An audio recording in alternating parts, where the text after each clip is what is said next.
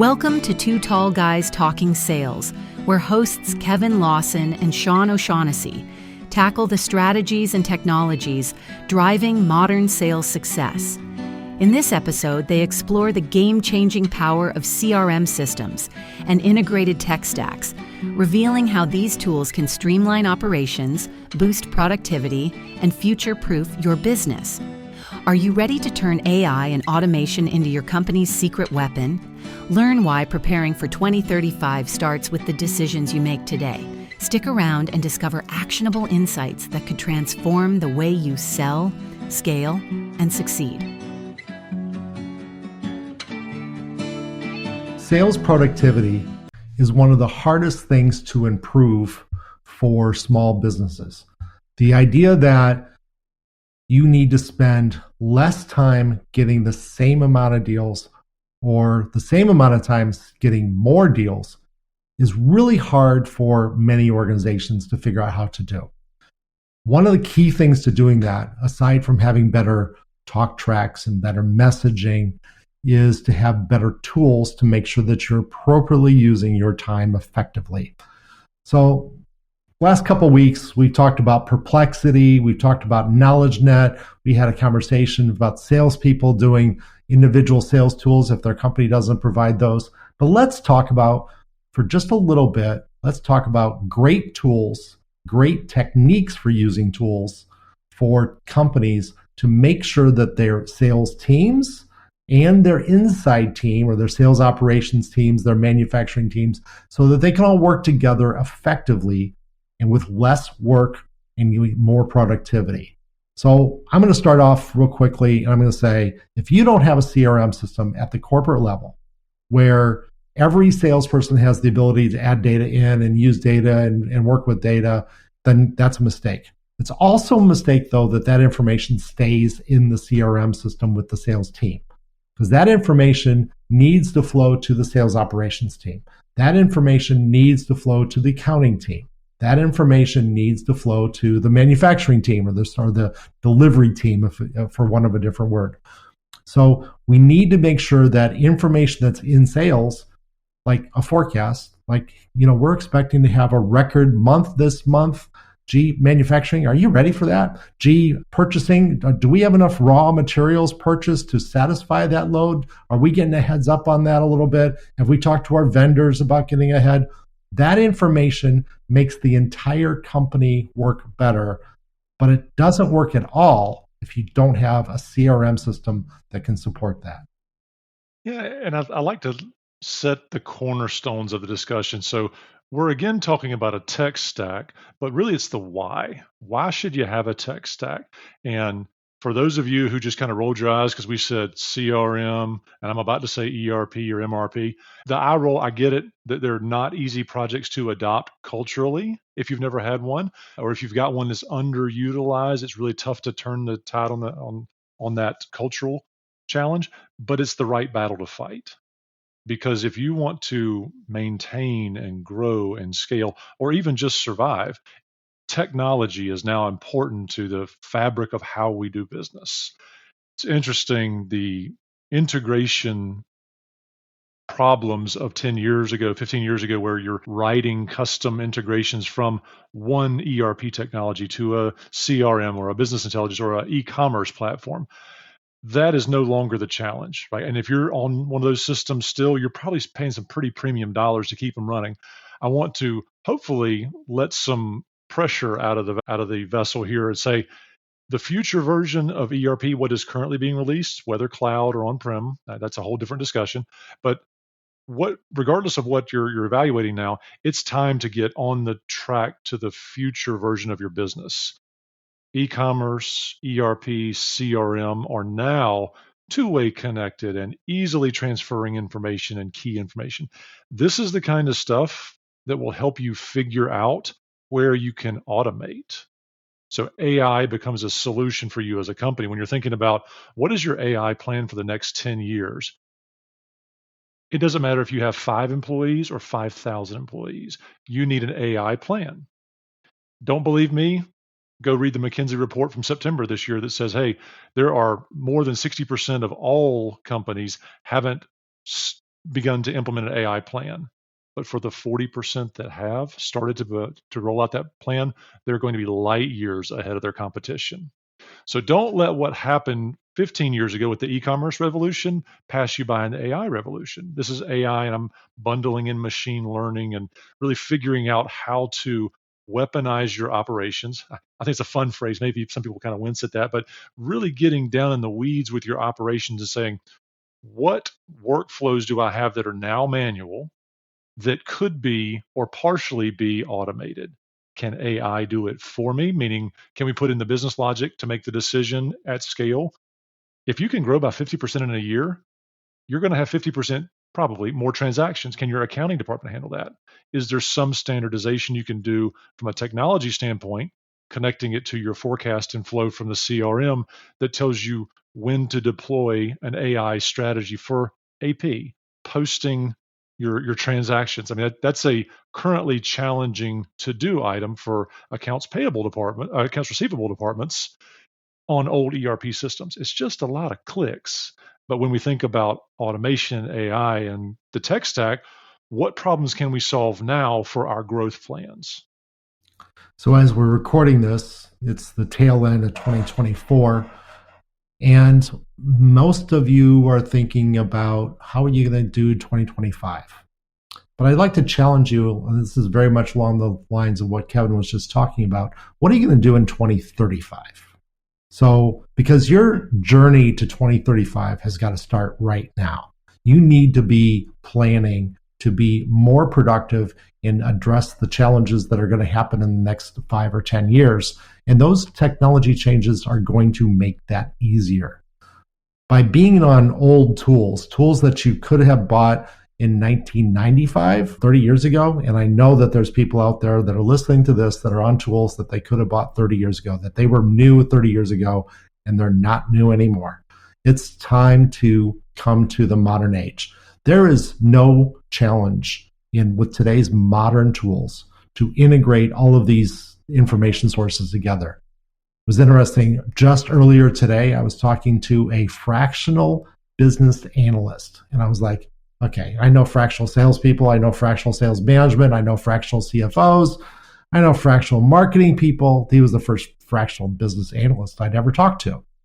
And his offer to his customers is you have all of these pieces of data all over this floating around your company, and you're just letting them go away. You're generating the information and you're not learning from any of it. And so he offered a service that he allowed to come into a company that allowed them to create dashboards and then business intelligence tools. And he goes, and you know what? The tools are so good these days that I don't have to be there every day, because it used to be in 1995 that if you wanted to do business analysis, then you had to have a team of people and they were going to crunch code for hours and hours and hours and write SQL code and do all these amazing reports. And only they knew the true answer to the question. And everybody would walk into the conference room, they'd open up their pieces of paper, put them on the desk, and they would go, I have this number. And somebody else, well, I have a different number because it was generated a day later. That doesn't happen anymore. So the reality is the tools are so good that even for business analysis, the smallest of companies can do it, because there's fractional business analysts out there that can help you solve that problem. And he goes away.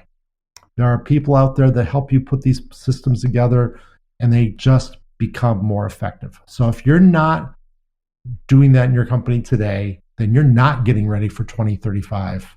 And that's going to be a problem, because it's not going to slow down. It's just going to get faster. So let's kind of start to bring this full circle, because we've got the technology cornerstones, the how you run for the business, how you account for the transactions, how you empower your sales team to go forth and be successful. Maybe there's a MRP in that, or some sort of transportation management system also in that same mix that's as a connected entity of a software. But when we think about selling systems, I think it's probably fair to say that you and I get exposed to a lot of different systems. What we haven't talked about is Monday for project management, or all the different versions of how teams get the work done.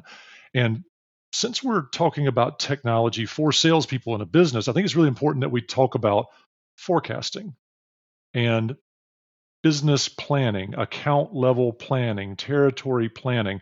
Not only are we at that time of year where some of this stuff should already be starting to the concrete should be setting on those plans, but we're at the time of year where people are maybe thinking about gaps. What are we missing? So here's a for example. If you're using SAP, Infor, Oracle, all the big Sage and the big names, know that as a medium and small size business, you have the same opportunity for equivalent technology and tools. And frankly, it's just at a lower price because you have fewer users. And it's also more connected probably at the app level, the already integrated level, just by going to the app marketplace. On the last podcast, Sean and I talked about HubSpot.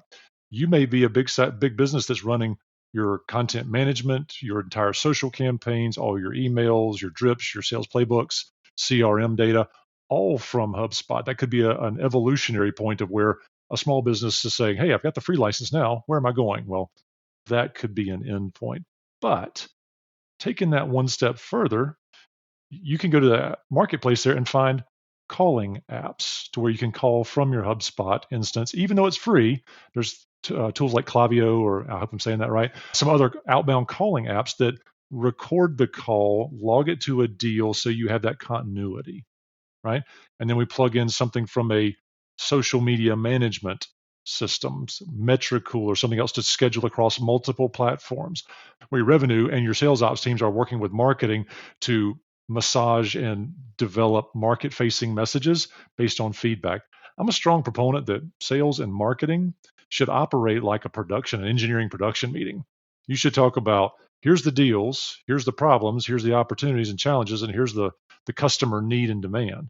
We should be having those weekly meetings in pursuit of a better selling system. Sean, I think if you and I could wave our magic wands over most business owners, we could probably pick out 4 or 5 problems that everyone has.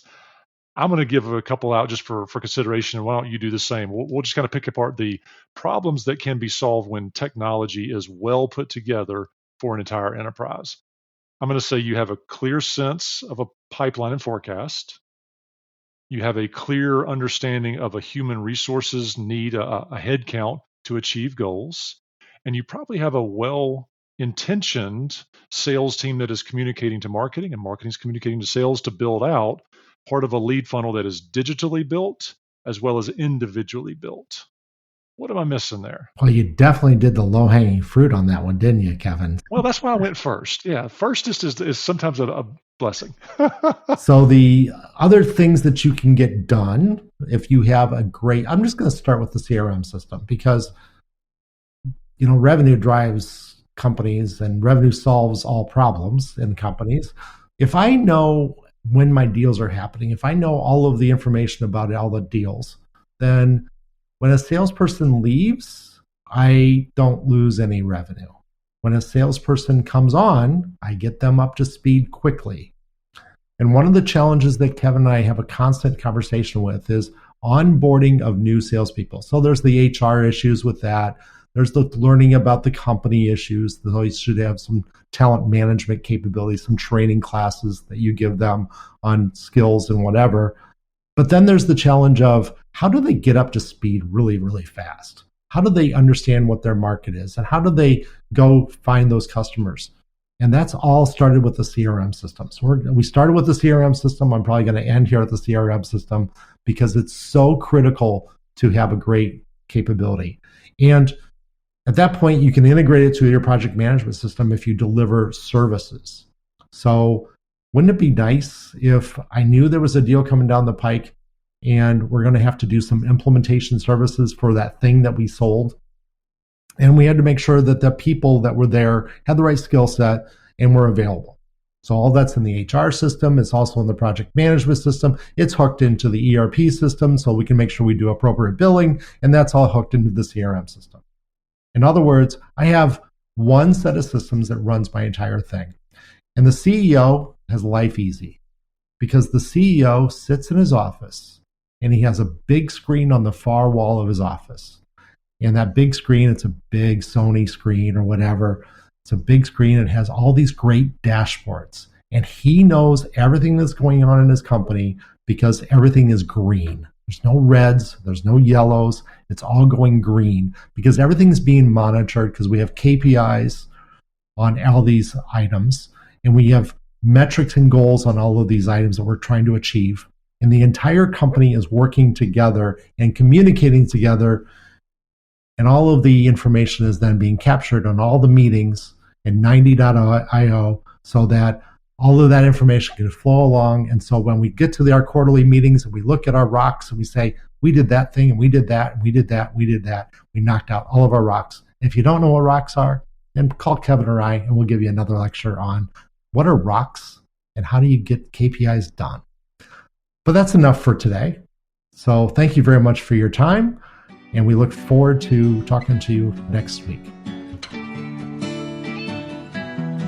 What a great episode, Sean and Kevin. Today's discussion on the power of integrating CRM systems with other tools like ERP and project management software truly opened our eyes to the potential of seamless data sharing across teams. Imagine a world where your sales, operations, and accounting teams are always on the same page, preparing for the next big order without missing a beat. That's the kind of efficiency and foresight a well-integrated tech stack can deliver, and Sean and Kevin explain precisely why this is a must-have for any business aiming to grow and scale. We also heard about a significant actionable item you should act on today. Evaluate your CRM system and ensure it's set up to centralize data and foster communication. This step isn't just about organization, it's about future-proofing your company and driving productivity to new heights. Don't let this insight slip away in the rush of daily business. Take time today to assess how your systems are supporting or holding back your goals. If you need guidance on sales strategies, sales management, or even scaling your company, Sean and Kevin are here to help. Their contact information is in the show notes, so don't hesitate to reach out. And while you're there, take a quick assessment to see how well your company or sales team is performing. It's a great way to identify opportunities for improvement. Thank you for listening to Two Tall Guys Talking Sales. Be sure to subscribe on your favorite podcast player so you don't miss an episode packed with insights and strategies to grow your business. Until next Tuesday at 4:30 p.m. Eastern Time.